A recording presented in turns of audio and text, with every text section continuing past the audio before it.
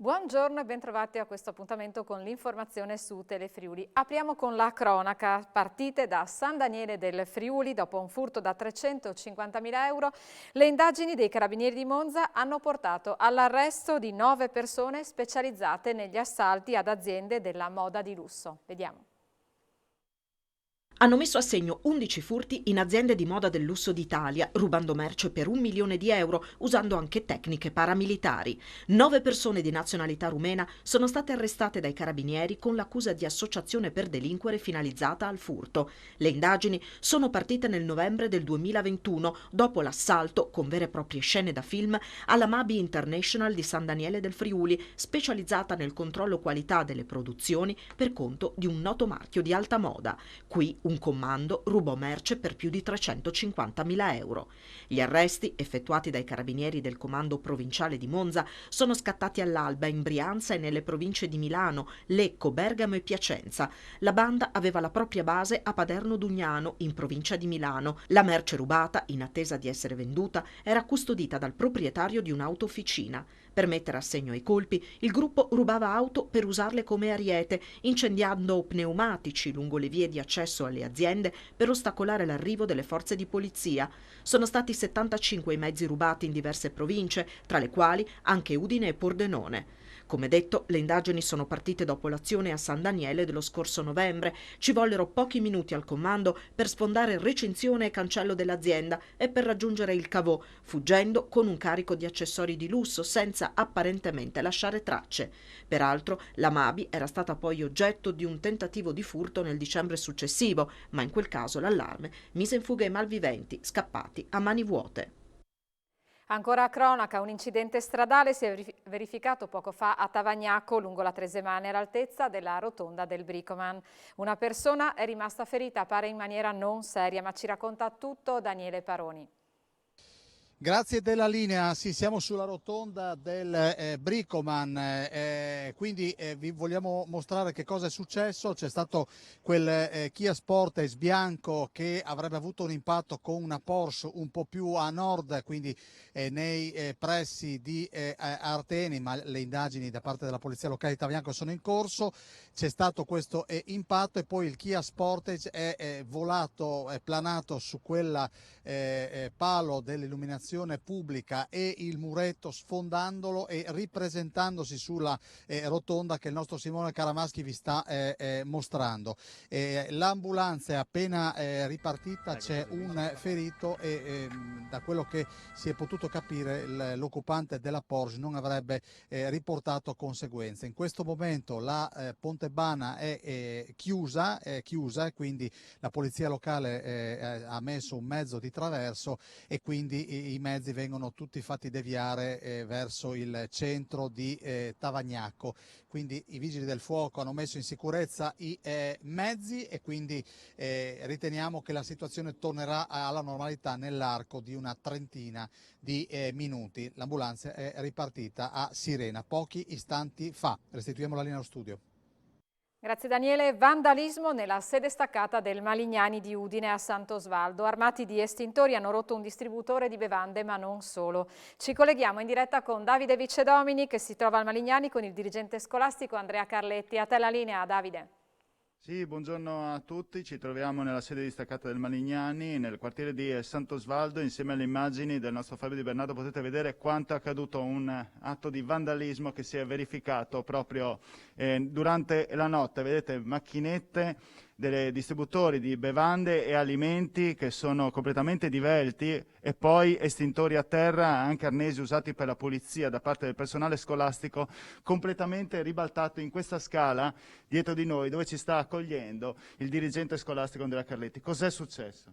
Buongiorno, è successo che nottetempo un gruppo di persone, almeno 3, si sono introdotte a scuola, come avevano già fatto altre 2 volte nella settimana passata, e hanno fatto di tutto e di più, hanno rotto, hanno lordato, hanno reso impraticabile la scuola per chissà quanto tempo.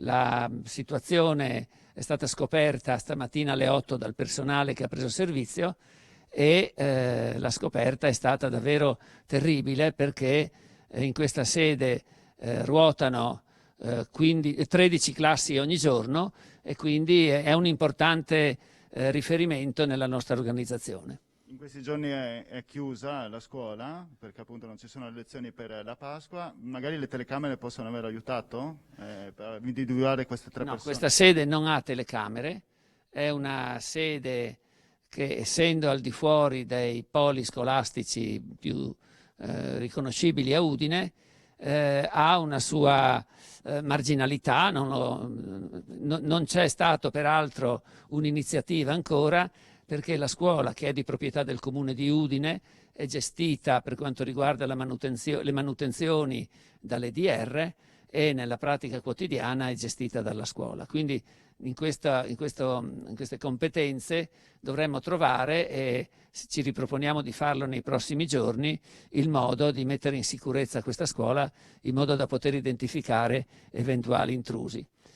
Bene, io la ringrazio Carletti, saremo più precisi ovviamente attraverso il nostro reportage, vi faremo vedere altre immagini nel corso dei prossimi notiziari, vi restituisco la linea. Grazie Davide, passiamo al tema della pandemia. Scatta da mercoledì 20 aprile alle 9 la prenotazione della seconda dose booster, ovvero la quarta dose per le categorie di cittadini alle quali è raccomandata in ragione dell'età avanzata, della residenza in strutture per anziani o della presenza di patologie che rendono più gravi gli effetti di un'eventuale infezione da SARS-CoV-2. La seconda dose booster interessa le persone che siano state sottoposte a booster da almeno 4 mesi e non abbiano contratto il Covid dopo la somministrazione della prima dose booster. Sono interessati cittadini di età superiore o uguale a 80 anni, ospiti delle case di riposo, soggetti vulnerabili di età superiore o uguale a 60 anni che abbiano una patologia compresa nella lista allegata.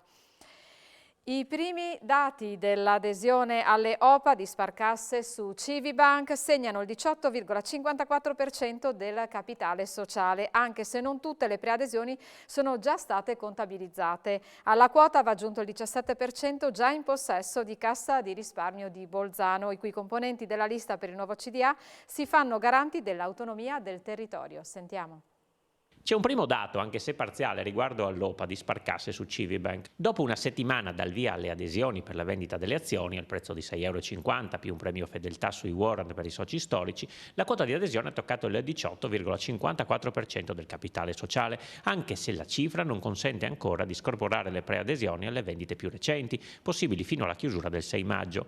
Quota che va aggiunta al 17% già in possesso di Cassa di Risparmio di Bolzano, che ieri ha presentato la propria lista in corsa per il CDA di Civibank con a capo Alberta Gervasio a Didi Blue Energy. A supporto della territorialità anche il presidente di Trieste Airport. Io penso che sia le aziende che i correntisti vogliano qualità del servizio a prezzi ragionevoli. Inoltre trovo che questa proposta ha una sua valenza anche nell'esposizione territoriale che il gruppo combinato può avere. Penso alla proiezione su Milano, sull'Austria, sulla Germania, sono tutte realtà che poi interessano alle aziende del territorio e anche naturalmente ai privati. La minoranza slovena è garantita dalla manager triestina Lidia Glavina. Il fatto di avere una conoscenza di diverse culture, di diversi mondi, di diversi modi di fare banca, di fare affari, eccetera, penso che sia un valore aggiunto assolutamente, che poi si concretizza in quello che poi tutti ci auguriamo, una migliore redditività della banca. Cambiamo pagina. È morto a Parigi ad 80 anni l'economista francese Jean-Paul Fitoussi. Docente all'Istituto di Studi Politici di Parigi, si occupava anche di una serie di corsi alla LUISS di Roma, oltre ad aver avuto un ruolo importante nell'organizzazione del prossimo Festival dell'Economia di Trento. Fitoussi era stato il primo ospite del ciclo di conferenze Confindustria Udine Incontra, dialogando con l'attuale vicepresidente di Palazzo Toriani, Anna Mareschi Danieli, sul futuro dell'economia mondiale e nazionale reduce dalla prima stagione di pandemia. Andiamo nel Pordenonese. Il porta a porta per la raccolta dei rifiuti a Pordenone prenderà avvio il 6 giugno. In questi giorni GEA sta inviando le lettere alle prime 3.500 utenze coinvolte. A fine aprile la consegna dei kit, a maggio gli incontri informativi da parte del Comune. Vediamo. È partito il conto alla rovescia per il cambio della raccolta dei rifiuti a Pordenone, che diventerà porta a porta dal 6 giugno. GEA ha iniziato a consegnare le lettere in cui spiega come funzionerà il nuovo sistema della differenziata nelle zone nord e sud della città, le prime dove la rivoluzione entrerà in vigore e che vedranno il coinvolgimento di un totale di circa 3.500 utenze tra domestiche e non domestiche. A fine aprile, il 26 per la precisione, inizierà anche la distribuzione dei nuovi contenitori e il kit con i bidoncini per carta e cartone, i sacchetti gialli per gli imballaggi in plastica e metalli, la tessera magnetica personalizzata per aprire i contenitori stradali di umido, organico e vetro, oltre all'opuscolo informativo e al calendario. Il Comune di Pordenone ha anche predisposto alcuni appuntamenti con la popolazione per chiarire eventuali dubbi che saranno in programma a maggio. Tra meno di 2 mesi, insomma, anche il capoluogo del Friuli Occidentale entrerà nell'era del porta a porta. Medici Senza Frontiere, in collaborazione con la Caritas, ha aperto a Udine un nuovo sportello di orientamento sociosanitario rivolto a migranti, rifugiati e richiedenti asilo che vivono o sono in transito nella città per facilitare e supportare il loro accesso ai servizi del sistema sanitario nazionale. Il nuovo sportello si chiama HOPE, acronimo di Health, Orientation, Promotion, Education. Udine è una delle mete della rotta balcanica e spesso, dopo aver compiuto viaggi lunghi e pericolosi, le persone in arrivo hanno difficoltà ad accedere ai servizi sanitari pubblici a causa di barriere amministrative o linguistiche, fa sapere Medici Senza Frontiere. Lo sportello vuole essere uno strumento per supportarli, per esempio nell'ottenere la tessera sanitaria o a usufruire di visite mediche se ne hanno bisogno.